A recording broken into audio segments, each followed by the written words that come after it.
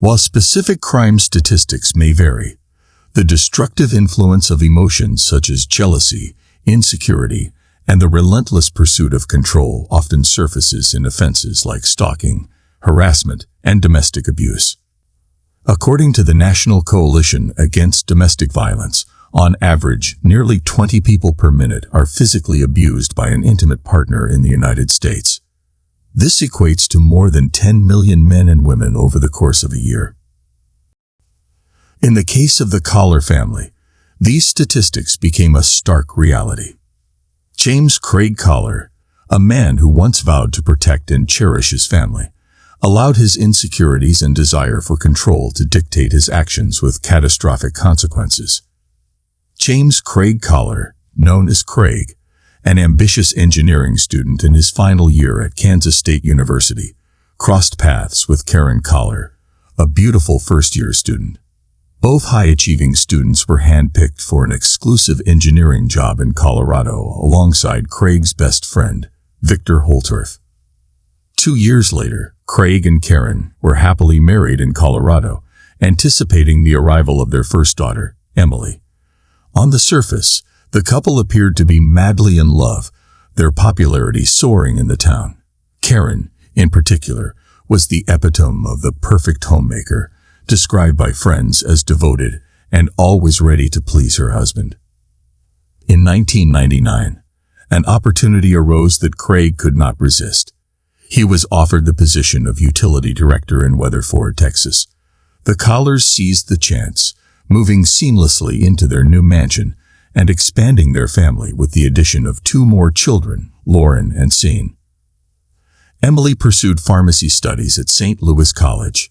Lauren excelled in high school with honors, and the girls even formed a band with Emily on drums and Lauren on bass guitar. Externally, the Kahlers radiated success and happiness. Karen, with her infectious charm, was a key figure in Weatherford, while Craig was regarded as brilliant and hardworking. To the outside world, they were the couple to emulate, a sentiment echoed by Craig's best friend, Victor. Yet, behind the scenes, a tempest of marital struggles and personal challenges brewed, setting the stage for a shocking and tragic event that would shatter the Kahler family's seemingly perfect existence. Karen confided in her sister Lynn, revealing the strain in her marriage. She spoke of Craig's bizarre demands, insisting on nightly sexual relations at 8 p.m. sharp, along with a strict bedtime of 9 p.m. Sex had transformed into a chore for Karen, a duty she performed to maintain harmony in the Kahler household. Craig's obsession with control intensified. He became increasingly demanding and selfish, and his actions were scheduled down to the hour, leaving Karen with no respite. Adding to Craig's increasing control, he carefully monitored Karen's expenditures, demanding receipts for even the most mundane purchases. Feeling isolated, Karen sought solace by joining the local gym, Powerhouse in Weatherford. To fund her newfound passion, she independently raised money by baking and selling cakes, a testament to her determination. Craig, surprisingly accepting of Karen's newfound independence, set conditions for her continued freedom. Her dedication did not go unnoticed, and soon she was offered a position as a fitness instructor. Karen's new career introduced her to Sonny Reese, another fitness instructor whose friendship with Karen evolved into an extramarital affair. Surprisingly, when Karen confessed to Craig about the affair, he not only accepted it but saw an opportunity for a threesome. Sonny asserted that Craig went to great lengths, even sending flowers and texts, attempting to coerce her into the threesome. However, both women resisted his advances, fueling tensions within the family. Recognizing the threat Sonny posed to their marriage, Craig decided to relocate the family and move them 650 miles away to Columbia, Missouri, hoping for a fresh start. Craig secured a new job as the city's water department director, seemingly leaving their troubled past behind. However, the move failed to mend the fractures in their marriage, as Karen continued her secret relationship with Sonny through long-distance communication. By the end of the year, the Kahler family's dream life had reached a breaking point. On December 31st, 2008, Karen, Sonny, and Craig attended a family gathering in Weatherford. Under the influence of alcohol, Karen and Sonny's public display of affection exposed the ongoing affair, leading to a confrontation between Craig and Karen. Craig was profoundly embarrassed, and the fighting between the couple at the party after the kiss led to what friends described as the worst New Year's Eve. Karen filed for divorce a few days later, expressing her discontent with the marriage and her desire to be with Sonny. She moved her twin bed into a separate room upon returning to Colombia. Craig, refusing to accept the situation, reached out to friends and family, pleading with them to convince Karen to reconsider. He feared losing not only his marriage, but also his children and financial stability. The divorce proceedings turned acrimonious, with disputes over finances, property, and child support making things worse. Convinced that Karen's primary motive was financial gain, Craig struggled to deal with his life falling apart. He became obsessed with Karen, engaging in disturbing behaviors such as stalking, installing spyware on her computer, and vandalizing her property. On March 16, 2009, he was arrested for domestic assault after a fight. The arrest marked a turning point, prompting Karen to move out of their Columbia mansion with their 3 children. Over the following months, Craig's mental state deteriorated. Feeling unhappy and bitter, he distanced himself from his daughters, resentful that they had embraced Sonny. His fixation on the broken family affected his job, leading to his termination. Craig lost his wife, children, prestigious job, and home. With no income, he was left with no choice but to move back in with his parents, facing the harsh reality of losing everything he had built. In November 2009, during Thanksgiving, Karen, her 2 daughters, and Sonny spent the holiday at Karen's sister Lynn's house, while Sean, Craig's son, celebrated Thanksgiving with his father. Karen, eager to reunite the now fragmented family, decided to pick up Sean from Craig's house and drive them all to her 89-year-old grandmother's home in Kansas the next day, hoping for a family reunion. Little did she know this reunion would end in unspeakable tragedy. On November 28, 2009, at around 6 p.m., Craig, unannounced and without warning, entered Karen's grandmother's house. Suddenly, gunshots rang out, breaking the normal atmosphere. Craig shot Karen Kahler, her grandmother, Dorothy White, and his daughters, Emily and Lauren. He spared his son, who witnessed the entire incident, and rushed to the neighbor's house for help. The police received a frantic 911 call from Karen's grandmother's house. A neighbor discovered Sean, the 10-year-old son, crying and pleading for help. When the officers arrived, they encountered a gruesome scene.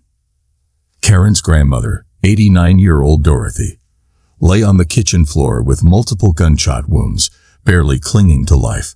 The horrifying discovery continued as they found Karen, shot twice and already dead, and Emily, the 18-year-old daughter, also dead with gunshot wounds, attempting to hide. As police cleared the first floor, they heard cries for help upstairs. Following the sound, they discovered Lauren, Karen's other daughter. She identified her attacker as her father, Craig. Rushed to the hospital, Lauren succumbed to her injuries shortly after arrival. Dorothy, before losing consciousness, identified Craig as the assailant. She passed away 4 days later in the hospital. This tragedy exposed the depths of Craig's despair and the extent of the pain he inflicted on those he once called family. Hours after the massacre, Craig was apprehended while wandering along the side of a road, armed with a revolver, pocket knives, gloves, and a flashlight. He had become a danger to himself and others. His car, found nearby, contained additional ammunition, a backpack with food and toiletries, and an unopened bottle of clonazepam, a prescription medication for anxiety. Craig's arrest marked the beginning of a complex legal battle. Charged with 4 counts of capital murder, Craig faced the death penalty. His preliminary hearing in December 2010 saw him plead not guilty by reason of insanity. The trial unfolded as a battleground of conflicting narratives, with the haunting question of whether Craig's actions were a result of insanity or a cold-blooded plan to end the lives of his family. The defense argued that Craig had suffered a psychotic break due to the immense stress of losing everything. However, the prosecution contended that the murders were premeditated, citing his background as a hunter, his calculated shooting, and his decision to spare himself and his son as evidence of premeditation. The trial spanned 2 weeks, featuring testimonies from Sean, Sonny Reese, and expert witnesses who evaluated Craig's mental state. Sean, at 12 years old, vividly recounted the traumatic events, describing how his father shot his mother in front of him. He mentioned that he didn't want his father to die because he was the only close relative he had left. Sonny testified that she hadn't driven a wedge between Craig and Karen. Instead, their relationship had soured when Craig was pushed out of the picture. On August 25, 2011, after just 2 hours of deliberation, the jury unanimously found Craig guilty on all 4 counts of capital murder. Craig was sentenced to death after being convicted of capital murder in the 2009 gunshot slayings of his estranged wife, their 2 daughters, and his wife's grandmother at their home.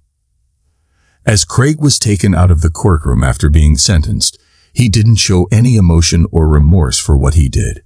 He shouted to his parents to take care of Sean, expressing concern that he didn't want Sean to be raised by Karen's family, whom he referred to as a bunch of freaks. Craig's lawyers tried many times to appeal this case, but all their attempts were rejected. The Kansas Supreme Court in 2018 and the U.S. Supreme Court in 2020 both agreed to keep Kahlers' death sentence in place. In January 2023, they made their final appeal, hoping to change his death sentence. He is a prisoner held under special management at El Dorado Correctional Facility, as mentioned on the Kansas Department of Corrections website. Craig is now on death row, waiting for the court's final decision. Sean Kahler stayed in the state's care before eventually being released to Craig's parents. He graduated from high school in Kansas and now works and lives there. Thanks for watching, guys. Make sure to hit the subscribe button below. Your support means a lot to us, and it helps us create more engaging videos for you. Also, we would love to hear your thoughts. Drop a comment and let us know what you think about the Kahler family massacre.